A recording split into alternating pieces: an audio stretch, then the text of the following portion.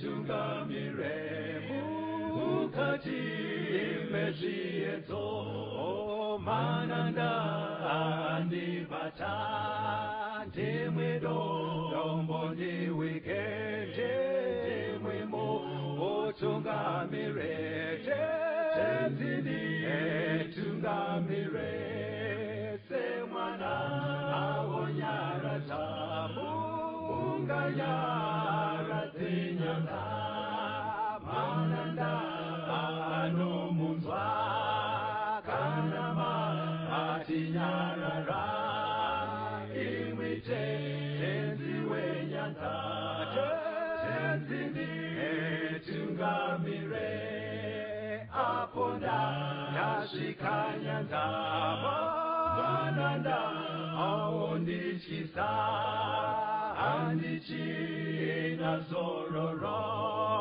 ndotsamira kune mwika kandinzwe imwi motiti ndinokutungamira. Kwazivai vateereri, tinomuchingamidzai kuchirongwa The Second Coming of Christ chamunopiwa naPastor Gift Rhodzi naPastor Caston Betera veku Seventh Day Adventist Church. Mustudio nhasi tina Shailet Chakabveyo ari kutiisira musign language. Mufundisi, kwazivai vateereri. Vateereri, tinokuchingamidzai kuchirongwa The Second Coming of Christ.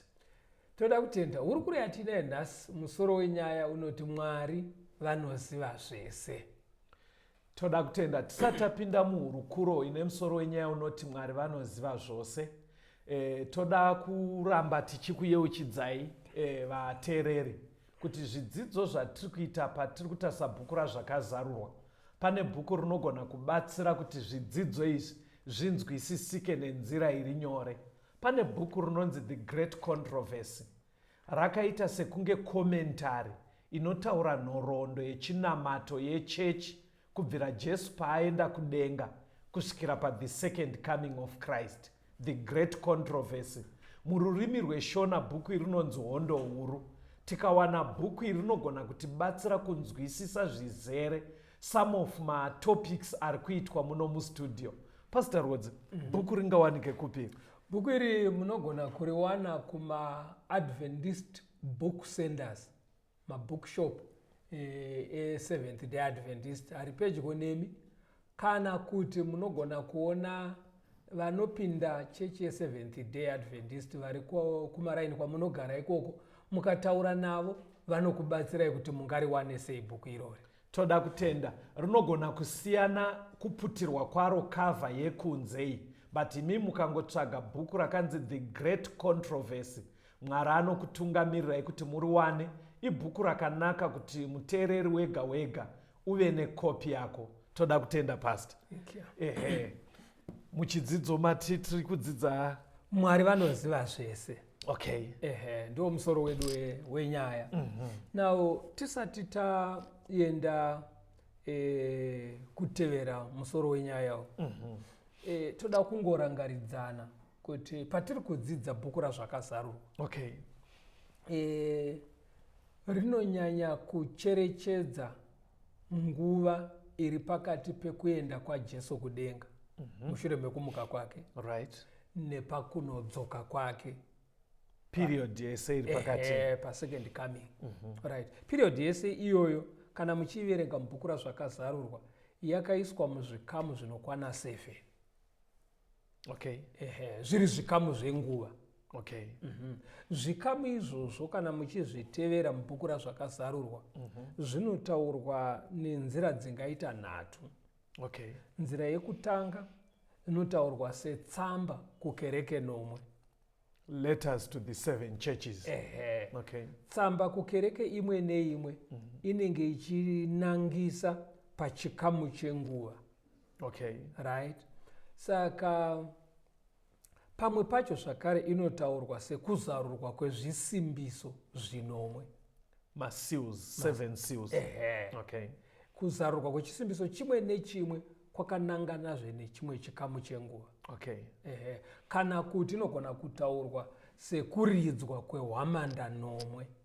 blowing of 7 trumpets. Right. Okay. Now muchaona kuti pamunenge muchidzidza bhuku razvakazarurwa zvinotaurwa mutsamba kumakereka kana kuti pakuzarurwa kwechisimbiso pamaseals kana kuti pakuridzwa kwehwamanda pamatrumpets zvinogona kunoti siyane asi ukaverenga zvese zviri zvitatu pachikamu chenguva chimwe nechimwe kuti unyatsonzwisisa neudzamu hwazvo unoda kuti ukaverenga tsamba kukereke yekutanga kuzarurwa kwechisimbiso chekutanga kuridzwa kwehwamanda yekutanga unobva wawana zvese zvakazara zviri kuvavarirwa naMwari kuti mutende azive. Ndo madzidziro atingaite. Saka kana takatarisa munhoroondo iyoyi ndo kuri kubva musoro wenyaya uri kuti Mwari vanoziva zvese. Regai munzwe timboverenga mavhesi maviri aya, Maraki 3 vhesi ya 16 na 17 mubva maibatanidza naMateo 18 pavhesi ya 10. Maraki 3 Malachi chapter 3 verse 16 na 17. Ipapo vaitya Jehovha vakataurirana, Jehovha akateerera akanzwa. Bhuku yokurangaridza ikanyorwa pamberi pake, nekuda kwevanotya Jehovha vachirangarira zita rake. Vachava vangu, ndizvo zvinotaura Jehovha wehondo. Ivo vangu chaivo nezuva randichazviita. Ndichavanzwira tsitsi semunhu unonzwira tsitsi mwanakomana wake unomubatira. Matthew 18 verse 10. Chenjerai kuti murege kuzvidza mumwe wevaduku ava, nokuti ndinoti kwamuri kudenga vatumwa vavo vanosiona misi yose chiso chababa vangu vari kudenga. Ndima mbiri idzi mfundisi dziri kuburitsa kuti vana vaMwari pavanosangana kana kuti mukurarama kwavo zvavangataurirana kana kuti zvinoitika muupenyu hwavo zvinonyorwa pamberi paMwari. Hanzi mubhuku yerangaridzo. Hazvireve kuti Mwari anokanganwa mataurire ekuitira zvisikwa zvake. Iye hakanganwe. Aiwa, hakanganwe. But ndezvekungoti isusu titaurirwe nemutauro watinonzwisisa wekuti tingoziva kuti Mwari ane information yese. Saka zvese zvinoitwa nemwana wake kana kuti zvaanoitirwa zvingava zvakanaka kana zvakashata zvinorekodwa pamberi paMwari. Ngirozi hanzi ndo dzinoenda nemarekodzi. Dzabva dzanzi chero zviri kuitwa mwana mudiki, mwana mucheche, zvaari kuitwa nezvaari kuitirwa zvaitika kwaari zvese zvinononyorwa. Ngirozi inokwira neripoti yacho yononyora mubhuku. Mapabata ka. Saka Mwari, andosaka tati Mwari anoziva zvese. Ndopari kubva musoro wenyaya kuti madetails ese ari recorded kubvira pasi chigare munhoroondo yekurarama kwavanhu panyika zvese zvakarekodwa kudenga. Zvakanaka nezvakashata, zvawakaita nezvawakaitirwa. Saka zvaunoita iwe semutendi kana kuti zvaunoitwa kana kuitirwa nevamwe vanhu vasiri vatendi zvese zvinorekodwa kudenga. Right. Toda kuenda pamberi. Mutiverengere vaFilipi 4 vhesi ya 3 nazvakazarurwa 3 vhesi ya 5. Philippians chapter 4 verse 3. Hono newo shamwari yangu yazvokwadi pabasa, ndinokumbira kwauri kuti ubatsire vanhukadzi ava, nekuti vakabatirana neni paivhangeri, pamwe chete naClemens nevamwe vakabata pamwe chete neni. Mazita avo ari mubhuku youpenyu. Zvakazarurwa 3 vhesi ya 5. Anokunda achapfekedzwa saizvozvo nguo chena. Handingatongodzime zita rake pabhuku youpenyu. Ndichapupura zita rake pamberi paBaba vangu nepamberi pevatumwa vake. Now, pane boka revanhu vakatenda. Handitika. Mushure mekutenda kwavo vakakunda pakurarama. Kukunda zvinoreva kuti pane zviri kudiwa naMwari nezvisingadikwi naMwari. Munhu oramba achishingaira pakuita zviri kudiwa naMwari ndo munhu iye oramba akadaro kusvika musi wekufa kana kuti kusvika panouya Jesu. Munhu iye anonzi akunda. Mapabata aka. Saka vanoramba vachishingaira mubasa revhangeri. Saka vanhu vakadaro ivavo vakatsungirira pakuita zvinodiwa naMwari. Vanoramba vakadaro ndo vari kunzi mazita avo haadzimwe mubhuku reupenyu. Saka kune zvinonyorwa kudenga mararamiro ari kuita vanhu, zvavari kuita nezvavari kuitirwa. Konyorwa futi mazita evanonamata. Mamwe anobva anyorwa ogara nekusingapera, haadzimwe nekuti vanhu ava vanenge varamba vachingoita zvavanofanira kuita. Right. Saka kune marekodzi kudenga pari kujeka pari kujeka hameno kwamuri vateereri, asi zviri kujeka kuti Mwari vane marekodzi, information yese yezvawakaita kana zvawakaitirwa, zvakanaka kana zvakaipa. Vanoramba vakatsungirira pavhangeri vachiita zvinodiwa naMwari, mazita avo haazodzimwe mubhuku reupenyu. Wangosiya pekuti hakunyorwe zvawataura mumunamato kuti one zvandaitirwa naningi. Chero kamwana kasingatauri zvakaitirwa zvinonyorwa. Hazvisi zvekuti unosuma. Zvina anosuma. Ngirozi dzinongotakura. Munhu haazvisuma kana kuti haana. Madetails dzinotora dzichiendesa. Thank you, Pastor. Right. Tiri kudzidza bhuku razvakazarurwa handitika. Saka rega timboenda mubhuku razvakazarurwa pakereke nomwe paya. Unzwe pane shoko rinoramba richidzokororwa kukereke imwe neimwe. Ndotoda kuti timbotarisa. Tiverenge zvakazarurwa 2 vhesi ya 1 na 2. Zvakazarurwa 2 vhesi 1 na 2. Nyorera mutumwa wekereke iri paEfeso uti, zvanzi naiye akabata nyeredzi nomwe muruoko rwake rworudyi, unofamba pakati pezvigadziko zvemwenje zvinomwe zvendarama. Ndinoziva mabasa ako nekutambudzika kwako nekutsungirira kwako, uye kuti haudi nokuona vanhu vakaipa. Wakavaidza ivo vanoti tiri vaapostora, vasi ivo chaivo, ukavawana vari venhema. Pabuda vara Mwari ari kuti, ndiKristu ari kuti ndinoziva kutambudzika kwako nekushingaira kwako. Kureva kuti anoziva zviri kuitika mukereke iyoyo kana kuti muperiodi iyoyo Mwari ari kuziva. Toda kuenda pakereke inotevera. Pana zvakazarurwa chapter 2 verse 8 na 9. Nyorera mutumwa wekereke iri paSmina uti, zvanzi naiye wekutanga newekupedzisira, wakanga afa akararamazve. Ndinoziva kutambudzika kwako neurombo hwako, asi uri mupfumi. Nokutuka kwaivo vanoti tiri vaJudha, vasi ivo chaivo, asi isinagoge raSatani. Wanzwa kuti iya. Apa pari kubuda futi kuti Mwari paperiodi iri kumirirwa nekereke yeSmina ari kuratidza kuti ari kuziva matambudziko avaisangana nawo nevese vaivasvotesa panyaya yekunamata. Then ari kutoziva chimiro chevanhu ava kuti ivo pakuonekwa kwavo vaita kunge varombo, but pane imwe pfuma yanga yakavanzika yanga iri kuonekwa naMwari pakereke iyoyo. Zvobva zvatsindidzira vateereri kuti ivo Mwari vari kuratidza kuti vanoziva zvatinoitirwa, vanotituka nezvimwe zvakavanzika nezvimwe zvatinogona kufunga kuti isusu tozviona kunge tiri varombo. Mwari anonyatsoziva madetails echokwadi, kwete nemamwe atinozvipomera asiri echokwadi. Mwari ane information yese. Yes, very good. Ngatiende pakereke yechitatu pavhesi 12 na 13. Zvakazarurwa 2 vhesi 12 na 13. Nyorera mutumwa wekereke iri paPegamo uti, zvanzi naiye une munondo unopinza unocheka kwose. Ndinoziva paunogara, ndipo pane chigaro cheushe chaSatani.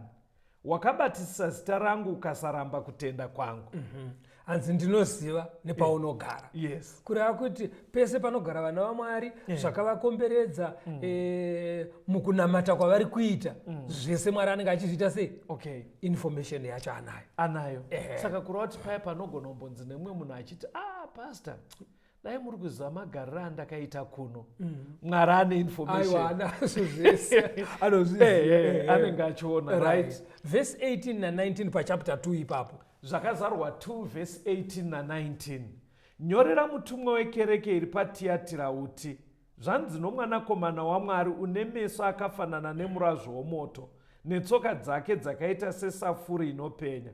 Ndinoziva mabasa ako, nerudo, nekutenda, nekushumira, nekutsungirira kwako, uye kuti mabasa ako okupedzisira anopfuura okutanga.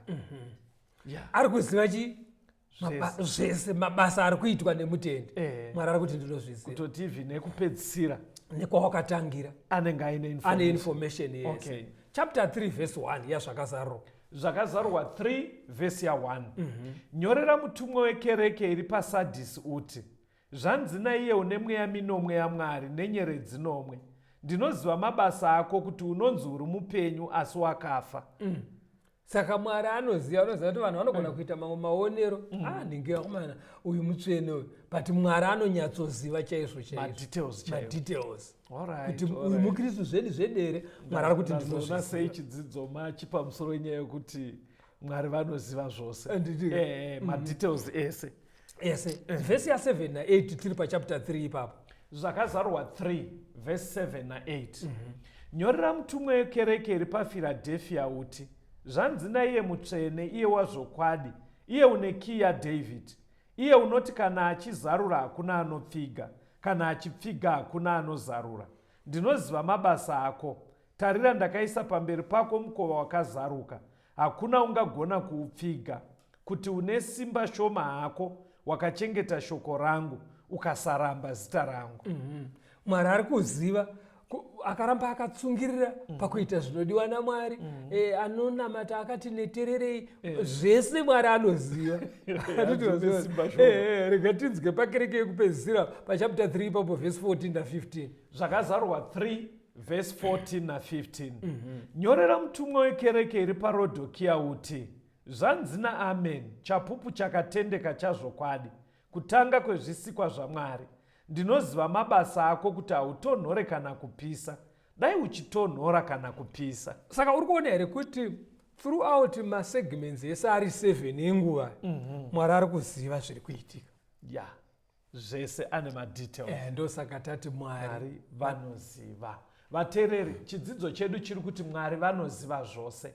Regai timbonzwa rumbo touya toenderera mberi nechidzidzo chedu.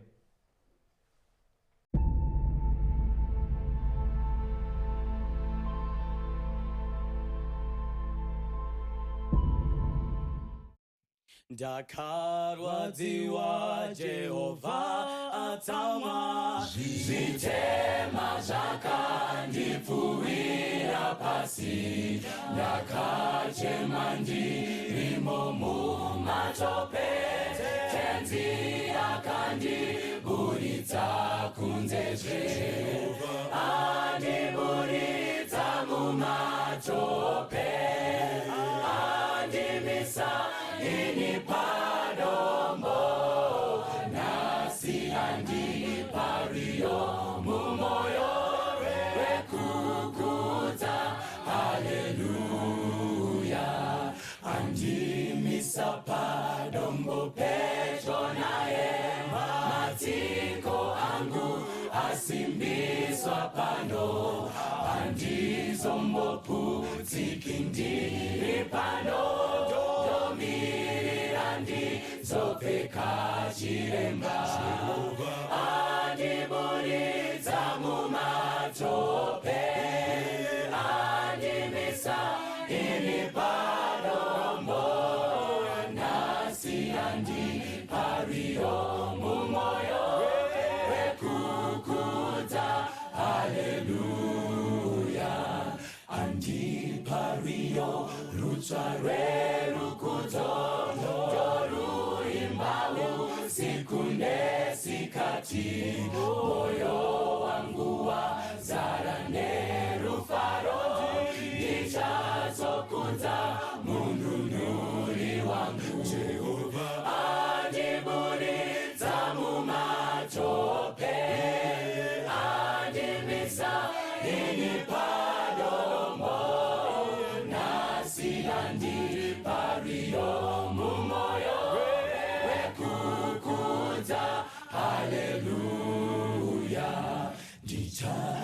imba tsitsi dzake kuneni kunaka kwake kune vese zvichazoimba ruponeso kwese dakara vese vasimbire Mwari.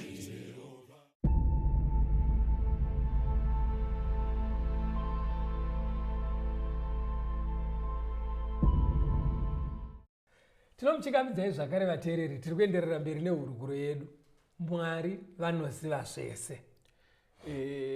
Muchikamu chapfuura tanga tichiona zveshuwa pastor kuti Mwari vanoziva zvose. Patakuenderera mberi musati matanga ndaida kutaura nenyaya yebhuku iri pastor. Sorry, handisi kukanganisa. Vateereri, pane bhuku iri rinonzi The Great Controversy. The Great Controversy. Neshona rinonzi hondo huru.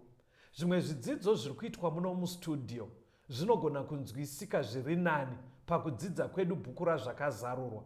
Bhuku iri ikomentari inoratidza nhoroondo yechinamato yechechi kubvira Jesu paaenda kudenga paya amuka kubva kuakafa until the second coming paachadzoka. Saka nhoroondo yese iri pakati apa ndo nhoroondo inokavwa nebhuku razvakazarurwa. Ndo nhoroondo inotsanangurwa zvinonzwisisika nebhuku iri rinonzi The Great Controversy, hondo huru. Pastor, bhuku rinowanika kupi? Bhuku iri munoriwana muchirungu nemuchishona. Yes. Kuma Adventist Book Centers ari pedyo nemi. Mukasvika ikoko munoriwana. Kana muri kure nema bookshops iwaya, munogona kutaura nenhengo dzesangano rema Seventh Day Adventist kwamugere ikoko.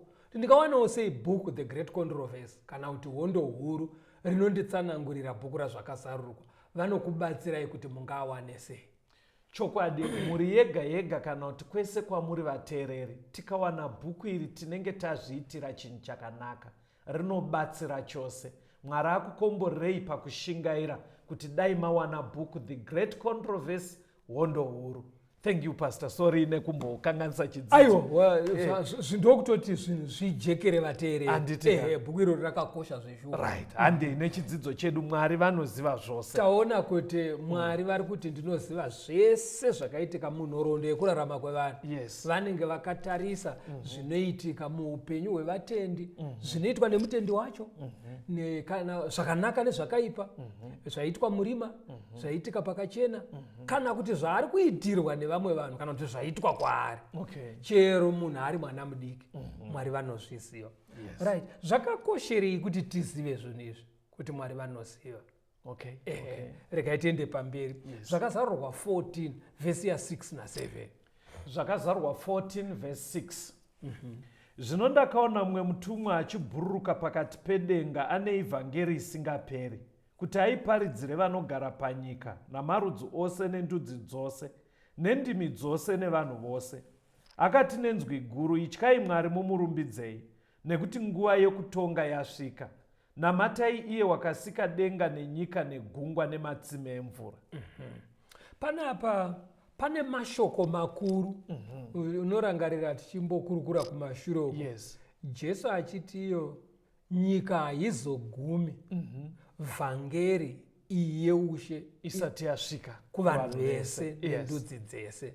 Tikaona isusu kuti iri kunzi vhangeri yeushe ndiwo anonzi mashoko engirozi nhatu ekuna zvakazarurwa 14. Ndinazvoona. Saka panotanga kutaurwa mashoko engirozi nhatu aya, ngirozi yekutanga chaiyo, meseji yayo huru ndeyekukoka vanhu kuti uyai muzonamata Mwari akasika. Mapabata. Right. Vanhu vanogona kunamata zvakasiyana siyana, chaada hamanikidzwa. Asi rukoko ruri kuya nderekuti pakunamata kwenyu namatai Mwari akasika denga nenyika nezvinhu zvese zvinoonekwa. Chikonzero zvabva zvanzi nekuti nguva yake yekutonga yasvika. Judgment. Handitozvoona. Saka rutongo ruriko kumberi uko. Ende mukudzidza kune zvimwe zvidzidzo kune vaifolowa vanotori nemadheti ekuti rwakatanga rini. Now chinonzi rutongo castor. rutongo kuyera kana kuti kuyerwa kunoitwa mararamiro aita munhu zvichiinzaniswa nezvinodiwa naMwari. Saka kunotorwa zvinodiwa naMwari zvonzi serura. Handiti wazviona ka zvararamiwa nemunhu pamusoro. Kuchionekwa kuti mararamiro awaita ndizvo here zvanga zvichidiwa naMwari panguva imwe neimwe. Ende panoyerwa ka hakuzi muri kuchechi bedzi. Iwo kagariro kauri kuita namai Betera. Ndiwo here mararamiro anoita murume nemudzimai wake zvonzi Mwari zvaanoda pane vakaroorana ndezvizvi. Iwewo zvako zvawaita ndezvizvi. Zviri kunoti gedya here kana kuti zviri kunosiya chidimbu. Alright, Pastor. Muri kuedza kutsanangura maybe ko mukaisa mune zvinozikanwa nevanhu judgment chaiyo kungonzi ningi nyaya yake iri kuitwa judgment mangwana vanenge vaita zvekukoti. Generally ipapo mukatarisa vateereri chinenge chichiitwa munhu zvaakaita zvoda kunoenzaniswa nebimbiro remutemo nemitemo. Ndo zvavari kuda kungonoona kuti pane zvaakaita tichizvimezha tichizvienzanisa nezvakatarwa nenyika kuti ndo mararamiro akanaka agona here kana kuti akanganisa. Saka ndiri kuona muri kuedza kustragura pamuri kuti hakuzi kustragura kutojekesa kuti zvinyatsokujekera vanhu kuti Mwari anenge kunocherechedzwa kadyiro kawaita kanwiro nezvaunonwa kabatiro kauri kuita mudzimai wako kabatiro kauri kuita murume kararamiro kauri kuita nemhuri yako kubasa kwako zvese zvinenge zvichicherechedzwa. Saka zvofanira kuti zvinyatsoti kumunhu. Hakuna kungosamaraiza kuti nemutemo zvinyatsojeka. Munhu anozofunga kuti nyaya yacho iri simple. Munhu anenge akungotiona kuti ukazvisamaraiza. Saka ngazvinyatsokubuda kuti every detail yeupenyu hwako inocherechedzwa. Ndo zvinorehwa kana zvichinzi. Saka ko ndikaisa chirungu chekuti in judgment the standard kana kuti vanhu will be measured according to the word of God. Exactly. Ndizvozvo zvinotaurwa neshoko raMwari ndo mararamiro awaita here. Handiti wazvoona. It's okay, Pastor. Saka zviri kunzi chinamatai Mwari because judgment iriko ende achatonga ndiye. Pakutonga uko hakuzi kwemasabhuku hakuzi kwemamajistrit. Aiwa hakuna officer in charge anopinda panyaya iyoyi. NdiMwari pachake anenge achitonga achiongorora nyaya dzevanhu. Handiti wapabata. But pakaita mubvunzo kuti Mwari wacho anozotongerei vanhu vaakasika achida. Handiti zvinonzi God is love. Mukuona ndachinja voice ka chandachinjira voice ndikutotora vanhu vacho mubva maziva vanobvunza kudaro kuti nei pastor but God is love. What's the point of him judging the people he created? Now kutonga hausi hutsinye. Hausi hutsinye. Tarisa unzwe pana 1 Peter 4 verse 17 na 18. Kutonga hakusi kuti kuita utsinye. Teacher akapa vana homework akati chiunzai mabhuku ndinomaka hausi hutsinye kuti hauda kundifoiriza. First Peter chapter 4 verse 17 and 18. Nekuti nguva yasvika yekuti kutonga kutange paimba yaMwari. Zvino kana kukatanga kwatiri kuguma kwevasingateereri vhangeri yaMwari kuchagoveiko. Uye kana zvichiremera wakarurama kuti aponeswe, ko uyo usingadi Mwari nomutadzi vachagowanikwepi? Handiti uri kuona ka. Saka kutonga hakusi kuti pana akamakirirwa. Zviruda kungoonekwa kuti waita here sezviri kutarisirwa. Ndo zviri kutsvagwa izvozvo. Ende uri kuona manje nyaya yacho kwainotangira hanzi kunototanga kuongororwa vanonamata. Ndo vari kutanga kumakirwa kana matiro kavaita kuti vanamata here sezvinodiwa naMwari exactly.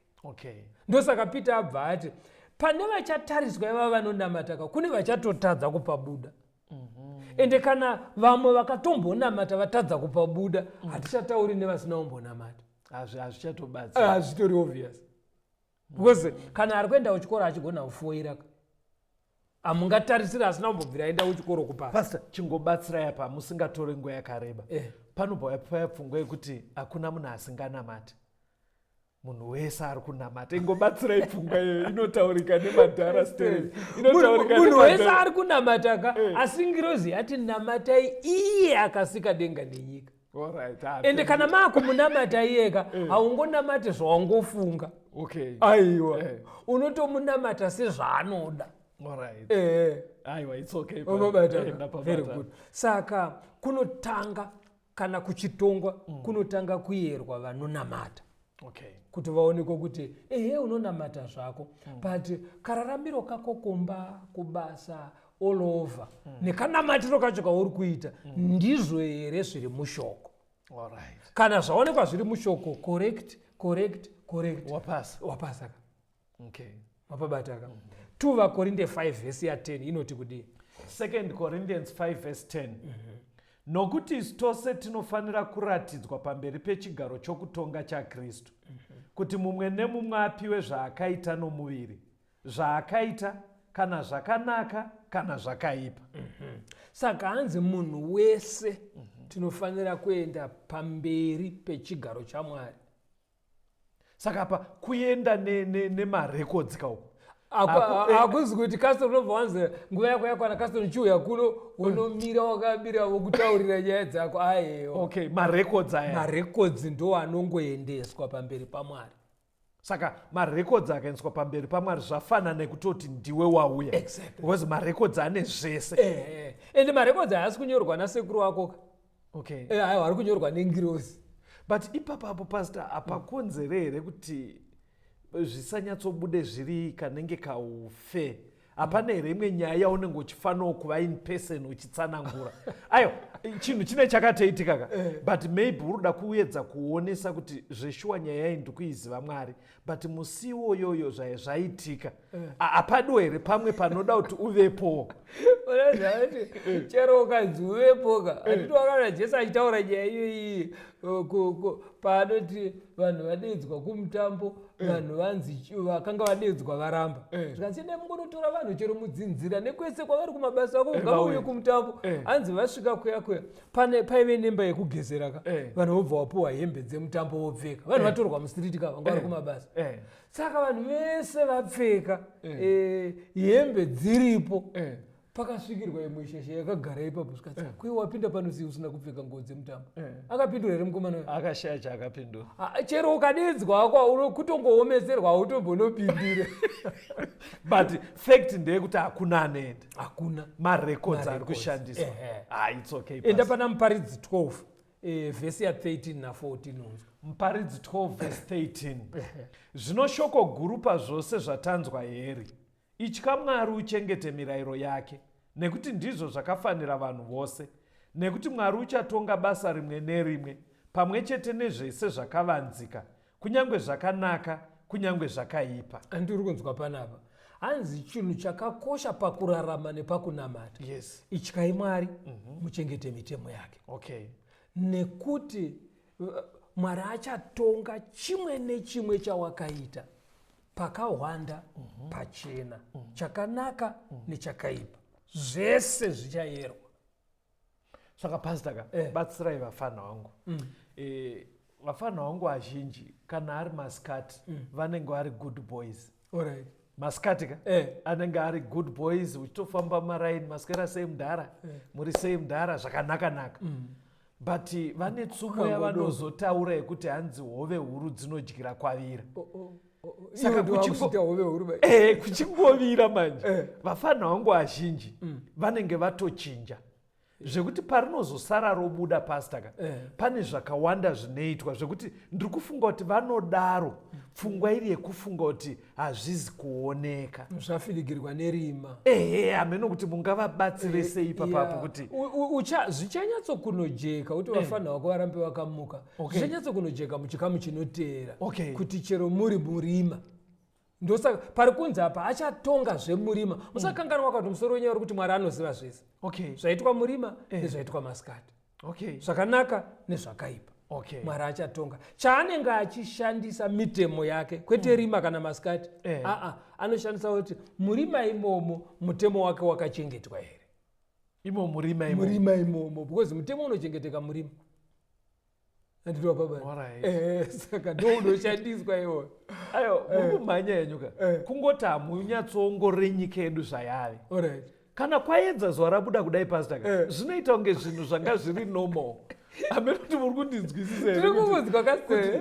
Pfungwa ine vanhu ka ndeye kufunga kuti since zvaitika murima hazvina basa. Manheru. Because kana atoo masikati ka angave munhurume munhukadzi ka anenge atori normal mining chaiwo nasisiningi. But iwe uri kuti vafana ka kwatori chiro nevamwe vadhara mazera edu aya vanovhiringwa nerima. Asi nyaya iri kungoti Mwari achatonga zvese. Even zvakavanzika. Izvinhu zvakavanzika zvevanhu. It's okay. Inzwa pana vaRoma 1 verse 20. Romans 1 verse 20. Right. Nokuti kubvira pakusikwa kwenyika izvo zvake zvisingaonekwe iro simba rake risingaperi neumwari hwake zvinoonekwa kwazvo zvichizikanwa pazvinhu zvakaitwa kuti varege kuva nepembedzo.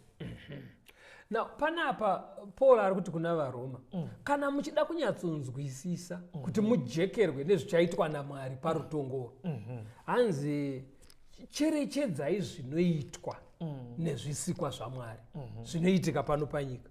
Munowana clue inokubatsira kuti kana zvichidai saka Mwari pakutonga zvichazoti. Ndiri kuona pafesi pako pakasungika hausi kujekerwa. Regera tigoya tonyatsoenda pamberi tambonzwa kambo. Pachauya pojeka ipapa.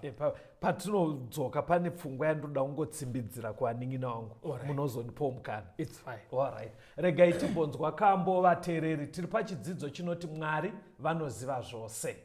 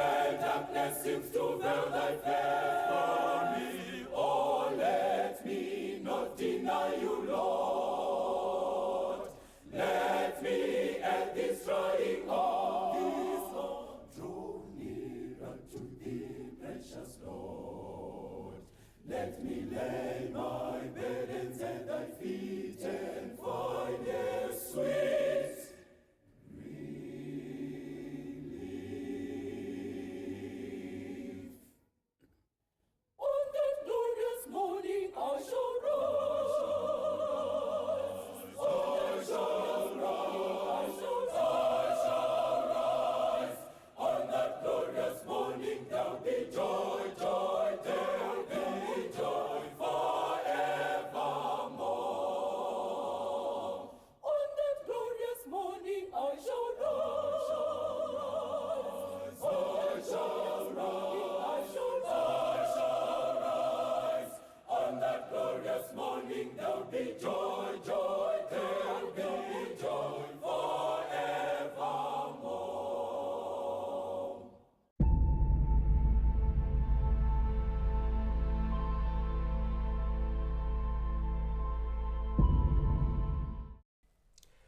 Tinomuchikamidzai zvakare vateereri tichienderera mberi nehurukuro yedu. Mwari vanoziva zvese. Vateereri, ndadzoka zvakare pastor. Yes. Bhuku rinonzi The Great Controversy. Chishuwiro chedu kuti tikakwanisa kuwana bhuku iri pakudzidza kwatiri kuita bhuku razvakazarurwa. Bhuku rinonzi The Great Controversy kana kuti hondo huru rakafanana nekomentari inotsanangura kubvira Jesu paakaenda kudenga until his second coming. Nhoroondo yese iri pakati apa yechechi yenyaya yekunamata inotsanangurwa zvizere mubhuku iri. Saka zvidzidzo zvatiri kuwana kubva muno mustudio tikabva tazviwedzerawo nekuverenga bhuku iri tega tinobva taita kunzwisisa kuri nani. Pastor, bhuku rinowanikwa kupiri? Bhuku iri munoriwana kuma-Adventist book centers vari pedyo nekwamunogara ikoko. Kana muri kure nemabookshops iwayo munogona kuona vese vanopinda sangano rema-Seventh Day Adventist kwamugere ikoko. Mukavabvunza kuti tingawane sei bhuku rakanzi Great Controversy kana kuti muchikaranga rinowanikwa richinzi hondo huru, vanokubatsirai kuti muri wani. Tatione nguva tichitaura zvebhuku iri pastor. Nditendere kuti ndingoona kuti riri kuwanika here togona kutaura pamwe vari kutoshaya kwekuruwana. Vateereri, panopera chidzidzo panhamba dzamuchapiwa naPastor Rodzi, vanenge vane bhuku iri munongosenda message yekuti pastor, the book The Great Controversy ndaanaro, kana kuti bhuku rinonzi hondo huru ndaanaro. Vasati vaanaro don't worry, musaise henyu message. Toda kuti tiedze kungoona kuti tingabatsire nenzira ipi kuti bhuku iri risvike kwamuri. Vanenge vane bhuku iri ngosendai message panhamba dzamuchazopiwa naPastor Rodzi muchingoti pastor, bhuku taanaro, Mwari akukomborerei. Pastor, ndichida kutaura. Pfungwa yangu yandiroesa nehana pastor yekuti Mwari vachatonga vanoziva zvese zvakaitwa nemiri, kunyange zvakanaka kana zvakaipa nezvakavanzika. Saka ndaona mabva matoti aiwa usangotowafanwa wako nemadhara mazvita nekakuseka. But inini nyaya yacho ndiri kuona kunge yakati simbei isingadi kakuseka kamaita kaya. Saka ndoda kumbotaura nawo vanin'ina vangu nehanzvadzi dzangu pakurarama kwatiri kuita. Chinhu chakatojairika chekuti rima rinoita kunge zvinonzi zvinhu zvikaitwa murima uri kuramba uri ngori munhu ari normal. Zveshuwa unenge uri normal pamberi pevanhu. But nyaya iri kubuda muno mustudio yekuti Mwari vari kutonga zvese inofanira kutibatsira hanzvadzi dzangu. Zvatinoita nemiri yedu paine rima pakavanzika, zvatinotaura, nyaya dzatinofambira. Saka itongoriwo apiwo kubva kwandiri kwamuri hanzvadzi dzangu nemuwanin'ina vangu. Ngativei very careful. Mwari anoziva zvese zvinoitika uri wega, pakavanda, zvatinoita nemuromo nenzeve nezvatinoita nemiri yedu. Mwari ngaakukomborerei. Yes pastor. Tinotenda mufundisi. Tiri kuenda mberi nenyaya iyi. Yes. Pane vhesi ratingada kudzokorora ratamboverenga. Ranga richindikonfuse. Rakuvhiringa vaRoma 1 verse 20. Romans 1 verse 20. Nokuti kubvira pakusikwa kwenyika, izvo zvake zvisingaonekwe, iro simba rake risingaperi neumwari hwake, zvinoonekwa kwazvo zvichizikanwa pazvinhu zvakaitwa, kuti varege kuva nepembedzo. Saka chiri kubutaurwa nevhesi iri ndechekuti Mwari vanoratidza zvavanogona kuita through zvinoitwa nezvisikwa zvavo.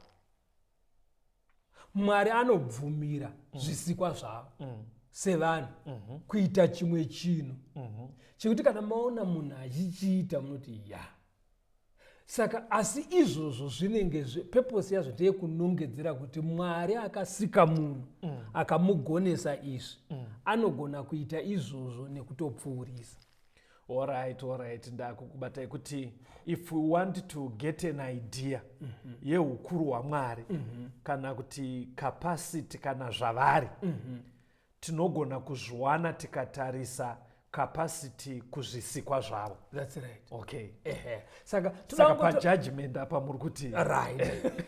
Rega tidzoke. Saka toda kungotora muenzaniso 1 chete Okay. wechinhu 1 chete chiri kuitika panyika Okay, sekuillustrate. Okay. Now research dziri kuitwa dziri kuburitsa kuti every moment pazuva Pamati research gandimbokuisirawo kushona tsvagurudzo. Ndachambidzika kuti munotobvunzuka kuchirungu. Right, patsvagurudzo dziri kuitwa pasi pezuva. Ari kuti nguva imwe neimwe zvayo pamineti imwe neimwe Okay. pane vanhu vanenge vari pamasaisai. Okay, internet. Vari paintaneti vari pakati pe4 to 9 million panguva imwe neimwe. Sekuti pakati second yapfura musecond iyoyo between 4 to 9 million people are online. Right. Vari pamasaisai. Okay. Vari paFacebook, ari paTwitter, WhatsApp, ari paWhatsApp, vari paYouTube, Instagram. Zvese izvozvo zvakazanganiswa vari kusvika 4 to 9 million. Okay. Second imwe neimwe kana kuti minute imwe neimwe. Itsvakurudzo dziri kuburitsa. Saka panopera day tiri kutaura vakawandisa. Okay. Vakawandisa. Right. Ende tsvakurudzo yacho inoenda mberi yoti pavanhu ivavava vese vari kuenda pamasaisai 13 million vane makore ari pasi pe40. Vakangotora chipisi chenguva wedza kudai vari kubva vaona kuti nhamba yakati vane makore ari pasi pe40. Anditwazvo. Now ukaenda pamberi zvakare wakamboona herewo kuti kana uine chinhu chauri kusecha pamasaisai ukaramba handiti unotaipa vara uchitsvaga chinhu chiya uchitsvaga paripo pamwe pekuti uri kutsvaga kana kuti zvema-earthquake paunoti earthquake zvinobuda pamushini. Saka wakamboona kuti herewo ukazongotaipa b rekutanga uya wekuti earthquake. Leta yekutanga paunongoinyora Google anobva akutumira vara raajairira kukuona uchisecha. Anokutumira kana kuti anokutumira nyaya dzakarerekera ikoko. Right. Chii chiriko zvese izvi zviri kuratidza kuti vanhu pavanenge vari pamasaisai umwe neumwe anenge ari pachikona pake, umwe anotoita vanhu vatorara ari mustadhirumu yake, umwe ari mubhedhurumu make. Saka izvi zviri kuburitsa kuti uri pako wega asi pane vari kukuona. Ndizvozvo Wapabataka pane vari kukuona. Saka nyaya yoti kana paine ari kuona mamiriyoni ese aya worldwide kuti vanhu ezvinezvi vaenda pamasaisai Google ari kuona. Saka ndo zviri kunzi navaroma Mwari anoona manje kudarika Google. Okay. Alright, ndokwamuri kuuya kuti saka simba rake guru tikada kuimagina pajudgment hatifane kunetseka nenyaya iyi because kana isu vanhu tiri kugona kuwana information yemamillions kwozoti Mwari. Alright, I get the point now. Anditwazvo zvekuti kana Google achigona kuona kuti custom paangoenda pamasaisai chaanofarira ndechakati anongoti uchingovhura otokukandira chivara chacho. Saka Mwari anotoziva zvaunofarira chero uri pako wega. Wakamboona here kuti pafoni mukadaro pastor muona pamaakonfisa maakuita kunge zvinonzi judgment Mwari achagona futi kukonzida zvatinofunga. Mira dzikavako. Wakamboona here kuti munhu akatumira pafoni location unogona kutoziva kwaari pafoni paWhatsApp. Kureva kuti Mwari anotoziva nepaunenge uri physically. Haangakundwe nevanhu. Haakundwe nemasaisai. Wapabataka. Rega tingoti mhanye uone zvinocherechedzwa naMwari. Kana izvi zvakujekera izvi. Apa pajeka. Matthew 5:27 na 28. Matthew 5:27. Makanzwa kuti zvakanzi usaite upombwe. Asi ini ndinoti kwamuri mumwe nemumwe unotarira mukadzi achimuchiva watoita upombwe naye mumwoyo make. Andoya wanga uchibvunza kai kuti saka Mwari achatonga pfungwa here? Google manje haagona kupinda mupfungwa memunhu. Anoobserva, anocherechedza zvauri kuita. Ndoti uyu munhu akarerekera kwakati. But Mwari manje anoona zvafungwa zvisina kuzowanirwa mukana wokuita. Zvinobva zvatonyorwa kunzi Caston akaita chokuti. pastor hamusida kungokondema vanhu vese here. Aiwa. Sorry, alright, ndakuti pastor imimi. Ishoko riri kutaura kairi kastori. Harisi kubva kwandiri. Ishoko riri kuburitsa pachena zvazviri. Kungoita hakusi kuti vanhu vaomerwe aiwa. Kuitira kuti zvijekere vanhu vazive kuti okay. Saka Mwari ndibatsirei ndingwarire chero zvandinofunga. Zvichatongo. Okay. Nditozvo. Toda kuti uverenge 2 Samuel 11 vhesi ya 14 na 15. Ugoverenga 2 Samuel iyoyo 12 vhesi ya 9. 2 Samuel 11 verse 14. Zvino mangwana David akanyorera Joabhi rugwaro akarutuma neruoko rwaUria. Akanyora parugwaro akati, isa Uria pamberi panonyanyisa kurwiwa. Mumusiye ari oga aurawe afe. Zvino Joabhi akati acherechedza guta akaisa Uria paakanga achiziva kuti varume verumhare varipo. Vanhu veguta vakabuda kuzorwa naJoabhi. Vamwe varanda vaDhavhidhi vakaurayiwa. Naiye Uria muHiti akafawo. 2 Samuel 12 verse 9. Wazvidzirei shoko raJehovha ukaita zvakaipa pamberi pake. Wauraya Uria muHiti nemunondo ukatora mukadzi wake kuti ave mukadzi wako. Ukamuurayisa nemunondo wevaAmoni. Chii chiri kuitika panapa? David achiva mukadzi wemunhu. Yes. Ndokuvata naye ndobva aita pamuviri murume ari kuhondo. Saka apa kuronga kuti Uria afe yanga iri nzira yekudzima umbowo. Achiitira kuti paanongofa vachingopedza mariro obva atora mukadzi uyu pamiri pasati paakuonekwa. Okudilita. But Mwari ari kuti manje wadilita zvako asi ndakuona. Ndinayo information. Wabona kuti vanhu kachero pamafoni ipapapo vanhu vanotumirana mipikicha chero yezvinyadzo. Onzi waiona kaibva wadilita. Anditozvona. Munodilita kazvekuti imimi pamichina yenyu hamuchazviona. Asi kune seva rinochengeta zvamasenderana. Pano panyika pamasaisai chaipo. Kune seva riripo. Saka uri kutodzidziswa neindaneti kuti kudenga kune seva ririko Mwari anochengeta zvese. Uri kudilita asi Mwari anazvo. Panapa unogona kupfudza umbowo hwese ukatofamba uri clean asi kudenga zvirimo museva. Pari kujeka nditika. Bata Mateo 12 verse 36 na 37.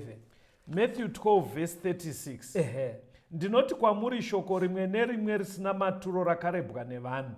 Vachazvidayirira pamusoro paro nezuva rokutonga. Nokuti nemashoko ako ucharuramiswa. Uye nemashoko ako uchagurwa. Anditozvona. Aya mashoko manje zvataurwa. Umwe mufundisi akazoti achitaura neimwe nhengo ari kuedza vari kubatsira munyaya dzanga dziri pakati pavo. Ndobva azoti after some time hanzi ndakatumirwa audio pafoni. Right. Ichiburitsa exactly zvaanga achitaura neumwe munhu uya. Ndokunzi naamutumira uya mufundisi. Budai munyaya idzi munosviba mahara. Okay. Saka ihurukuro yakanga yaitwa. Yari kufunga kuti tingori tiri kutaura tu nemunhu wepafoni. Hana kune aitoirekodha hurukuro iyai. Saka ndozviri kunzi navaRoma manje. Kana hurukuro dzakaitwa nevanhu pafoni vari tu. Dzine umwe akarekodha. Akatodzichengeta kwaari ikoko. Mufunga kuti chinotadzisa Mwari kurekodha hurukuro dzenyu chii? Saka dzakarekodwa dzesoko makwenda enyu. Vanhu vari kudilita pasi. Imi munodilitaka asi uyo akarekodha uyo amudiliteka. Hurukuro dzese idzodzo vanhu vari kudilita but saka tiri kurohwa nana manje kuti kana muri kuburitsa kuti Mwari anazvo manje. Zvirimo musevha rokudenga. Okay. Anditozvona. Zvichazoshandiswa parutongo rukuru. Okay. Rega uone imwe point yatoda kuti uone tisati taringirika. 1 Samuel 16 pavhesi ya 23. 1 Samuel chapter 16 verse 23. Zvino nguva dzose kana mweya wakaipa watumwa naMwari uchiuya pamusoro paSauro, David ndokutora mbira nokuridza noruoko rwake. Sauro akanyaradzwa akapora, mweya wakaipa ndokubva kwaari. David paakazodzwa pavhesi 18 kunonzi mweya waMwari wakabva wauya pamusoro pake. Yes. But Mwari anga abva kuna Sauro nekuda kwemisikanzwa yake. Saka kubva kwakaita Mwari kuna Sauro mweya yakaipa yanga yakuuya pana Sauro. Yaimutambudza. Varanda vake vachibva vati tadi kutsvaga munhu anogona kuimba nekunatsoridza akuimbirei. Ndobva zvanzi munhu anogona kunyatsoimba nekuridza ndiDavid. azere nemweya waMwari. Saka David aita akaridza mweya yakaipa yobva yaenda. Saka pfungwa iri kubuda panapa Caston ndeyekuti karidziro, kaimbiro nezvaimbwa zvinogona kudzinga mweya yakaipa. Kureva kuti pane kaimbiro nekaridziro nezvinoimbwa zvinogona kuikoka futi mweya yakaipa. Waibata? Yeah. Saka panenge pachiimba muimbika nekuridza anoridzaka vane zvavari kutokurudzira. Munoisa varari kuti chipa chitere pastor. Influence yake inorekod. Ndo varanda nchitsvaga iro. Influence inorekodwa. Inorekodwa. Amai mukadaro manje maakuvharisira vafana vese. Ndio. Mukadaro mukuvharisa. Because munoona zvinoitika mazuva ano. Zvikuru sei kwamatanga nako kwekuimba.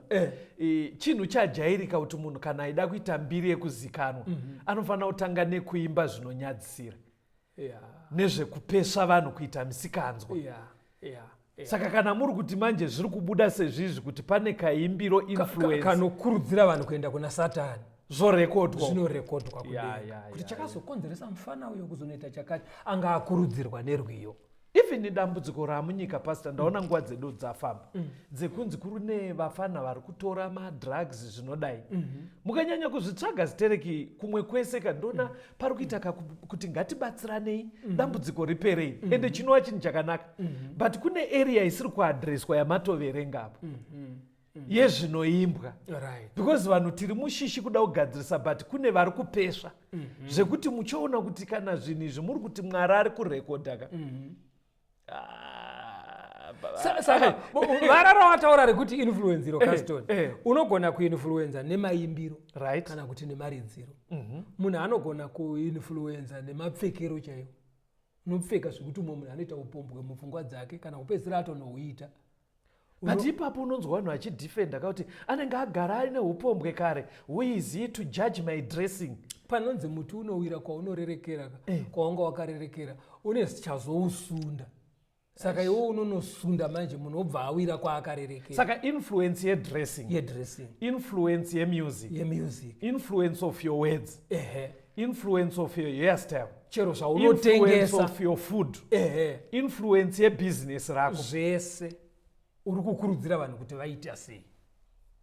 Andito pabataka. Mwari anorekodha zvese izvo kana uri uchitengesa doro, uchitengesa fodya, zvinokuvadza utano hwemunhu. Ndikushaya kuti ndochiconcluda ndichiti kuvafana vangu. Aidi ukongosiya yakadaro. Vateereri toda kutendai. Chidzidzo chedu chenge chiti Mwari vanoziva zvose. Ende vanoziva zvose. Ndokumbira kuti Pastor Rhodes vakukupai phone number dzekuti mukaisa mamessage tinokupai malinks ekuti muwane zvidzidzo zvimwe zvakaitwa kumashure. Musakanganwe vane book rinonzi The Great Controversy, hondo huru. Panhamba dzamuchapiwa naPastor Rhodes ingotisirai message yekuti pastor inini bhuku ndaanaro. Dai Mwari akukomborai, ngatisanganei mune chimwe chidzidzo chinoteera. Ipai vateereri phone number 0716 452 086 0716 452 086. Mwari vave nemi tigosangana muchikamu chinotevera.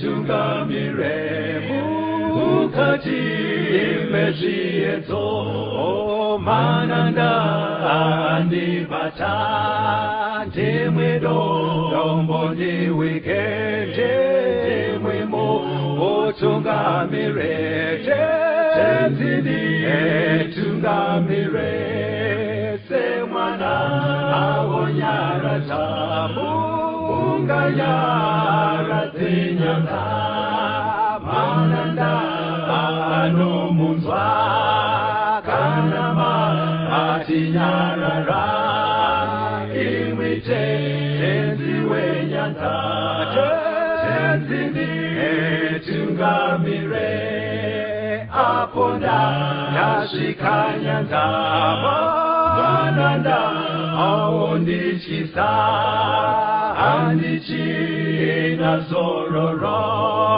ndotsamira kune mwika ngandinzwe imwi motiti ndinokuona Otungamira